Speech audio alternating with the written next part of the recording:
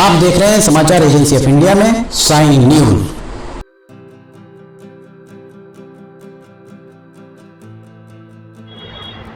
नमस्कार दोस्तों, समाचार एजेंसी ऑफ इंडिया की साइन न्यूज में लिमटी की लालटेन के 259वें एपिसोड में एक बार फिर आपका स्वागत है। आज हम बात करने जा रहे हैं खाद्य तेलों में पाम की मिलावट का विरोध करते हुए बाबा रामदेव की कंपनी के द्वारा स्वयं ही पाम तेल का व्यवसाय आरंभ कर दिया गया। बाबा रामदेव के मामले में सियासी दल सदा मौन ही रहते हैं। नमस्कार दोस्तों, समाचार एजेंसी ऑफ इंडिया की साइन न्यूज में लिमटी की लालटेन के 259वें एपिसोड में एक बार फिर आपका स्वागत है। योग के जरिए निरोगी बनाने के लिए बाबा रामदेव के द्वारा लगभग 2 दशक पूर्व योग को नए सिरे से नए क्लेवर में लॉन्च किया गया था। बाबा रामदेव और उनके सहयोगी आचार्य बालकृष्ण के द्वारा 10 नवंबर 1994 को एक चैरिटेबल ट्रस्ट की स्थापना के साथ अपना काम आरंभ किया गया था। शुरुआत में निशुल्क योग शिविर लगाए, निशुल्क चिकित्सा भी उनके द्वारा की गई। इसके बाद धार्मिक चैनल्स में टाइम स्लॉट लेकर, दोपहर का सुबह का जो टाइम स्लॉट काफी सस्ता टाइम स्लॉट होता है, वो टाइम स्लॉट लेकर बाबा रामदेव के द्वारा जब योग सिखाना आरंभ किया गया तो वे घर घर में एक जाना पहचाना नाम बन गए थे। इस बात से इनकार नहीं किया जा सकता है। बताते हैं कि बाबा रामदेव की मुलाकात 1990 में आचार्य बालकृष्ण से हुई थी। दोनों की गहरी दोस्ती हो गई। बाबा रामदेव अपने गुरुजी के पतंजलि आश्रम के सहारे 2006 में हरिद्वार में ही पतंजलि आयुर्वेद की स्थापना उनके द्वारा की गई थी, बाबा रामदेव के द्वारा 2006 में। माफ कीजिएगा। बहरहाल बाबा रामदेव के द्वारा पहले पाम ऑयल की हानियों को गिनाया जाता था। घर पर पैठ बना चुके बाबा रामदेव हर घर में पैठ बना चुके थे। बाबा रामदेव के इस संदेश से पाम ऑयल और इसकी मिलावट के डर से रिफाइंड तेल का व्यापार घटना आरंभ हो गया था। 2019 में बाबा रामदेव के द्वारा एक दिवालिया हो चुकी कंपनी रुचि सोया को 4,350 करोड़ रुपए में खरीदा गया। दिवालिया हो चुकी थी रुचि सोया कंपनी। इस कंपनी पर 12,146 करोड़ रुपए का कर्ज था, जिसमें से पंजाब नेशनल बैंक के द्वारा 933 करोड़ का कर्ज माफ कर दिया जाता है। सेंट्रल बैंक, भारतीय स्टेट बैंक सहित अन्य बैंक्स ने भी बड़ा कर्ज माफ किया। वित्तीय अनियमितता और कर्ज चुकाने में असमर्थता के कारण रुचि सोया का मामला एनसीएलटी के पास पहुंच गया था। आधे से ज्यादा का लोन माफ होने के बाद एनसीएलटी के द्वारा बकाया वसूली हेतु कंपनी की बोली लगवाई गई। इस मामले में पहले अडानी समूह आगे आया, पर बाद में शायद अडानी जो समूह है उसे इसमें कहीं ना कहीं घाटा नजर आया और वो पीछे हट गया। इसके तुरंत बाद आमद हुई पतंजलि की, और पतंजलि के द्वारा रुचि सोया को 4,350 करोड़ रुपए में खरीद लिया गया।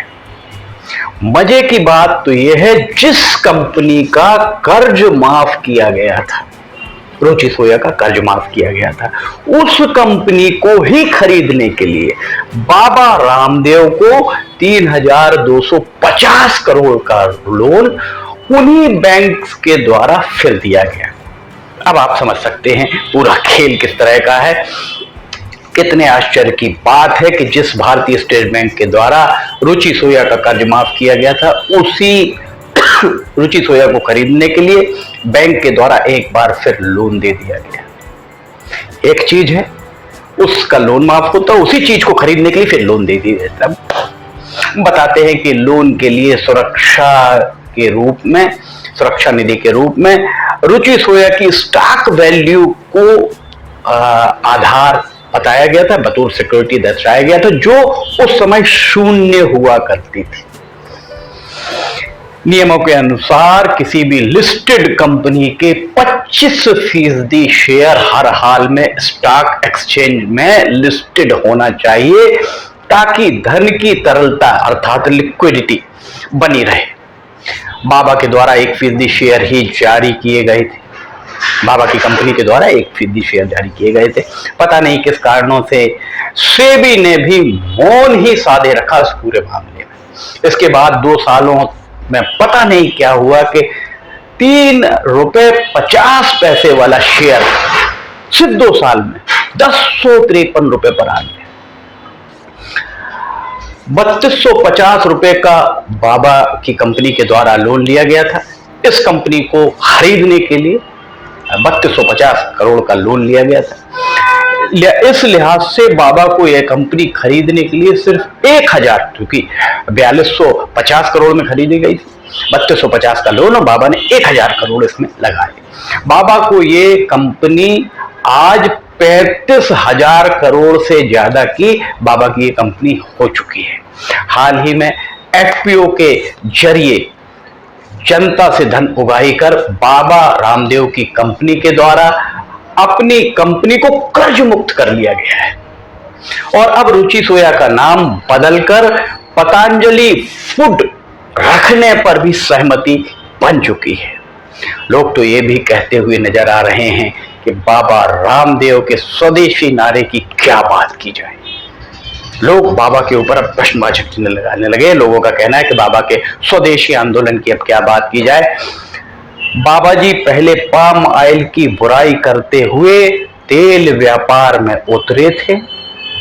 आज की डेट में वे रुचि सोया के अधिग्रहण के साथ ही देश में पाम ऑयल के पाम तेल के सबसे बड़े व्यापारी बन चुके हैं। जो पहले विरोध करते थे, आज उसी विरोध, जिस चीज का विरोध करते थे, उसके सबसे बड़े व्यापारी बाबा रामदेव बन चुके हैं। कहा तो यहां तक भी जा रहा है कि बाबा रामदेव की कंपनी पाम प्लांटेशन के लिए सरकारी स्तर पर तैयार की गई 10,000 करोड़ की परियोजना के हितग्राही भी हैं। पाम प्लांटेशन के लिए बाकायदा कोस्टल एरिया, जो समुद्र से लगा क्षेत्र है, उसमें वहां पर जमीन आवंटित हो चुकी है और पाम उत्पादन बहुत जल्द आरंभ हो जाएगा। ये बात भी सामने आ रही है। पाम ऑयल के बारे में कहा जाता है कि इसे रखे जाने पर यह जम जाता है। इसके टैंकर्स के नीचे आग लगाकर इसे गर्म किया जाता है, इसके बाद ही इसके टैंकर्स खाली हो पाते हैं। खुले तेल में पाम ऑयल मिलाए जाने की बहुत सारी शिकायतें, बातें भी प्रकाश में आती रही हैं, जिससे व्यापारियों को भारी लाभ होता आया है, क्योंकि पाम ऑयल बहुत सस्ता मिलता था। मानव सेहत के लिए पाम तेल हानिकारक ही माना गया है। इसका सबसे ज्यादा उपयोग रेस्टोरेंट्स में होता है।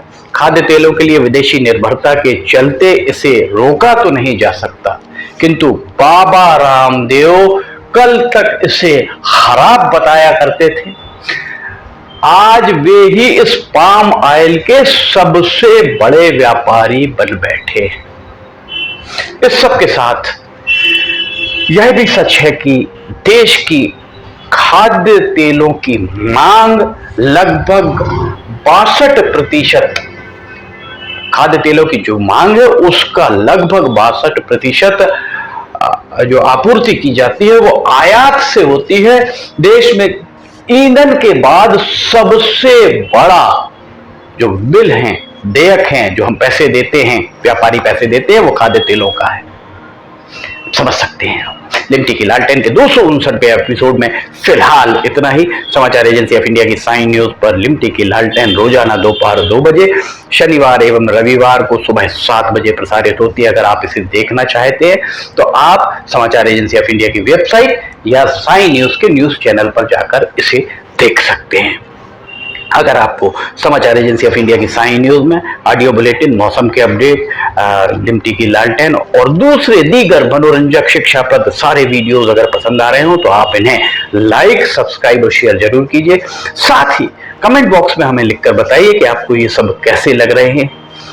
लिमटी की लालटेन के 259वें एपिसोड में फिलहाल इतना ही। लिमटी की लालटेन का 260वां एपिसोड लेकर हम बहुत जल्द हाजिर होंगे। तब तक आपसे इजाजत लेना चाहेंगे।